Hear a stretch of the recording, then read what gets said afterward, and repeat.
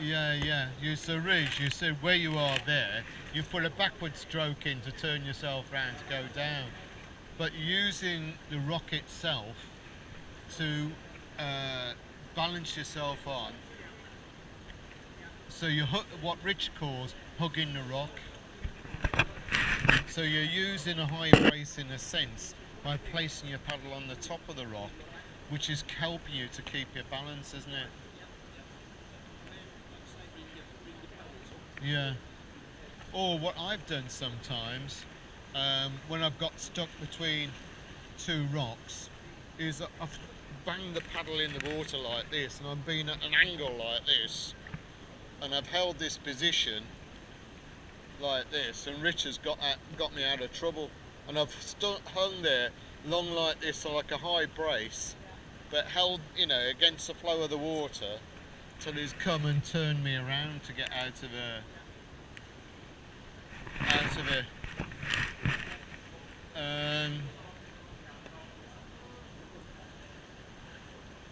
So there's a couple of videos where I've got caught like that to demonstrate what I've done, which was on the River Torch and the Clwyd Dog,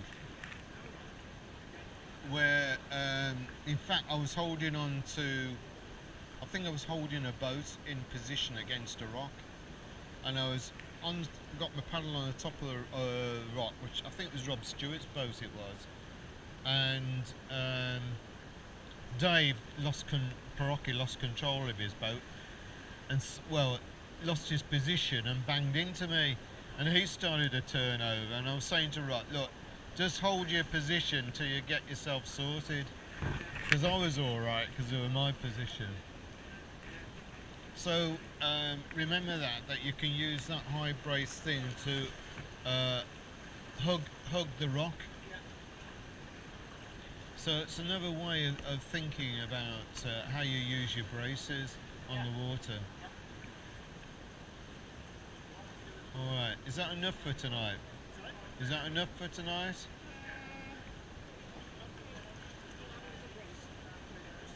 Yeah.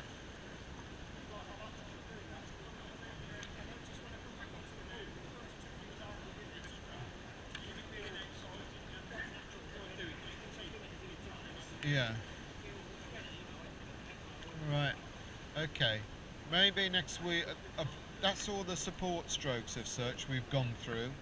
So perhaps next week we'll look at just review how you're moving sidewards.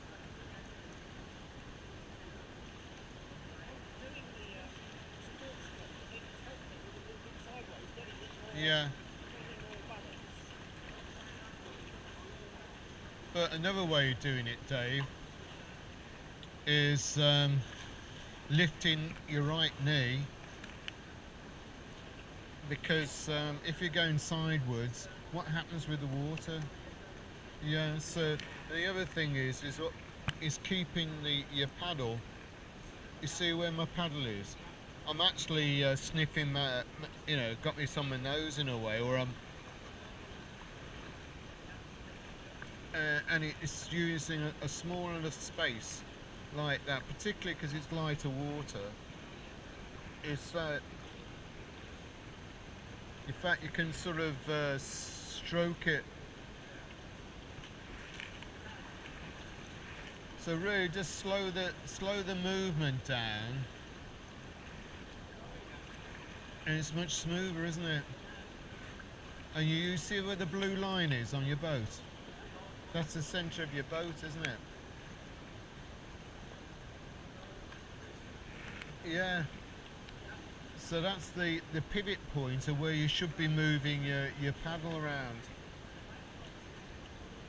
It's around that axis in the boat. Much more smoother now, isn't it?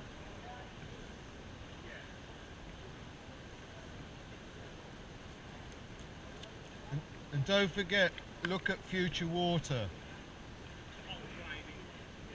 Have a look at your left side. Have a go on your left side now.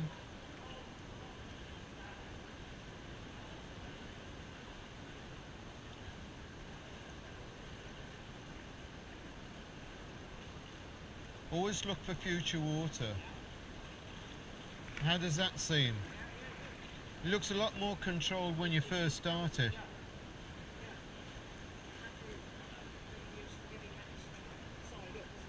Yeah.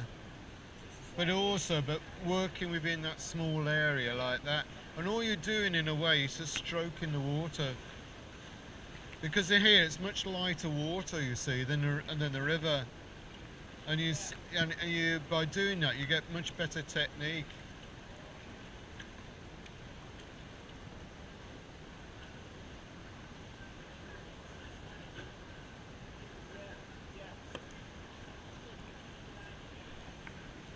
So that's there is a knife and draw, but I never see any reason why you should use a knife and draw. I don't know why people use it, but basically a knife and draw, just to familiarise with it, is like this. So it's like, you know, cutting the water through like a knife through butter. But the one you will probably use more, particularly if you're going into the eddies, is just the draw stroke. So if you put pressure on your right foot here, if you're going this way,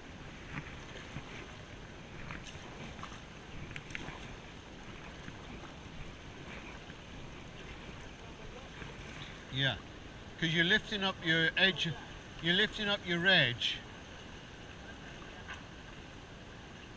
and don't forget the pivot part of your boat where you're putting your paddle.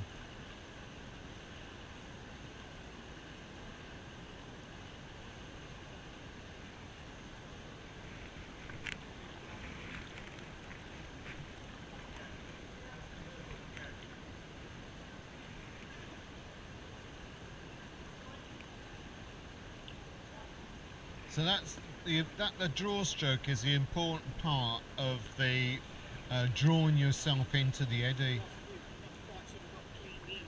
Yeah. Because when you see, if this is the eddy line here,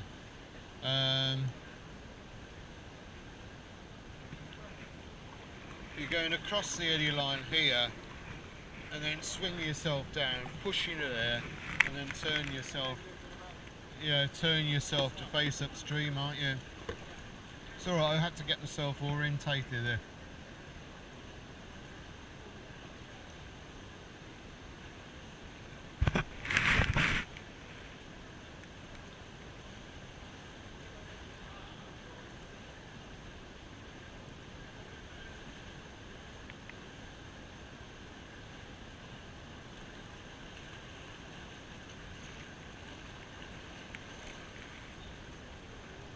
So if we're going downstream at the moment, right? We're cutting in across this eddy line here. You sweep your stroke round like that, pull that one in there, and then that one in there. But you're still on the eddy line, aren't you? That was the eddy line. So you got to take, this is the eddy line, go through the eddy line, sweep, yeah.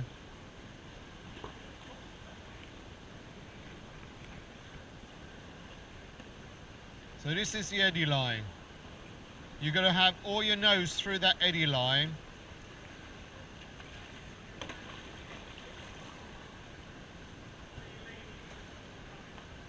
So it's here, if it's coming this way, through the eddy line, sweep, turning around like that, drawing yourself in that way to look upstream.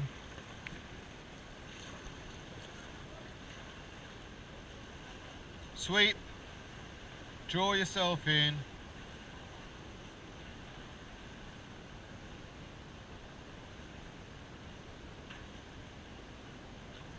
do it this way. So you're going downstream now towards the front of the clock. Go over the eddy line, sweep now, That's it, pull yourself in. It's 2 draw strokes in there and then like that. You probably draw it in like that to sort of get you straight first, and the final draw stroke on the left side, if you're there, if you're looking upstream, is to pull you in further.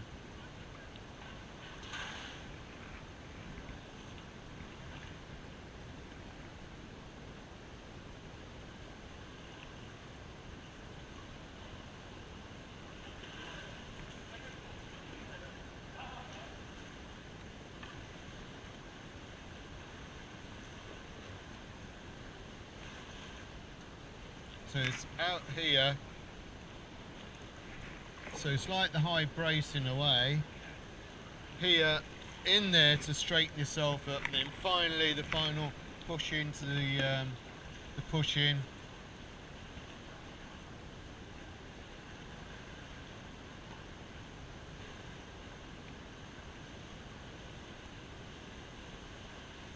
So you're paddling down the river, through the eddy line, sweep, sweep, draw that in there to bring yourself round, and then the other one, the final draw stroke, is to draw you into the bank. So the sweep is to bring you round to start turning, like this, and then as you're going round, you pull that there to bring you straight, and then finally that couple to bring you into the bank. If you do that one, by doing that stroke, I know some people, all they do is they do low, in a sense it's like a low brace turn in a way, into the eddy, and you know, with new people going on moving water, I don't think that's a fail-safe move in a way. But by doing the 2 draw strokes in after the sweep, and also making sure you've got this nose right across the eddy line, as much as this in, before you put the sweep in, you're more guaranteed to get into that eddy.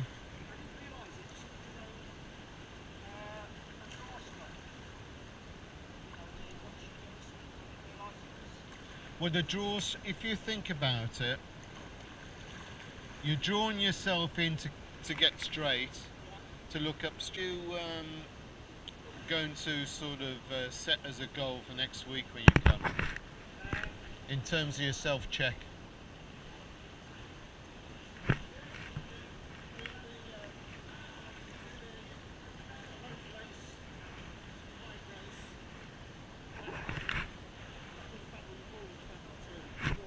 Yeah. What you're going to measure your performance against? What are the things that what we call markers in a sense, or flags? No, sorry, flags.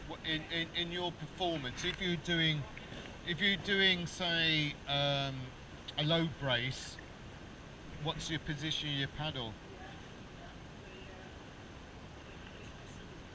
Yeah, the monkey. It's the monkey. Yeah. And don't forget, it's about keeping that paddle, isn't it? It's and then making sure, if you're using that paddle, that when you're twisting the paddle on the opposite side, it's flat on the water. Because don't forget, that's you know, it's yeah. So you have to be aware of that. Your paddle is flat on both sides where you're doing it. Where mine's not, you know, it's yeah, that's the important thing, because when you're going onto the left side, it's not totally flat. And then pushing into the water, and then lifting the knee up to flick up again. So that's the low brace, and in a sense it's the same with the high brace, isn't it? But you're picking your nose here, aren't you? And looking towards, yeah, looking towards it. Right, so that's the emphasis there. Anything else you're going to from tonight? Moving sidewards?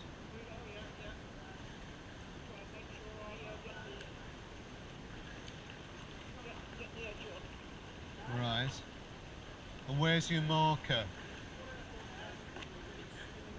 Yeah, it's the axis of the boat, isn't it?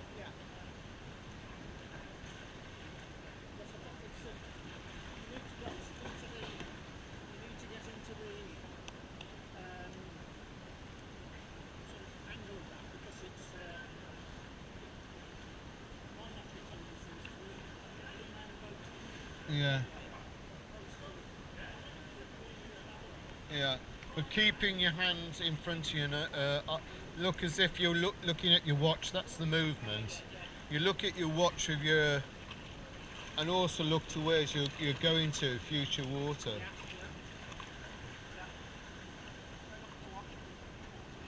And the same with, not only that, practicing your draw stroke as well. Because your draw stroke and the scull and draw, the moving sideways, the two strokes you'll probably use. So you've